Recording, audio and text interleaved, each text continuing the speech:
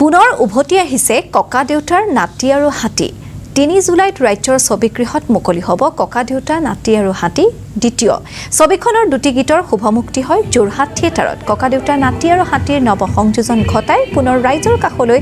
আগবাঢ়িছে ছবিখনৰ দ্বিতীয় সংস্কৰণৰ শুভমুক্তি অনুষ্ঠানত উপস্থিত হয় জয় কাশ্যপ প্ৰীতি কংকনা প্ৰাঞ্জল শইকীয়াকে ধৰি ভালেমান পুৰণি কলা কুশলী ছবিখন অসমকে ধৰি দৃশ্যগ্ৰহণ কৰা হৈছে লাডাখতো ছবিখনক দৰ্শকে আকোৱালি ল'ব বুলি আশাবাদী প্ৰযোজক পৰিচালক ককা দেউতাৰ নাতি আৰু হাতীৰ প্ৰথম সংস্কৰণত অভিনয় কৰিছিল বৰ্তমানৰ মুখ্যমন্ত্ৰী ডক্টৰ হিমন্ত বিশ্ব শৰ্মা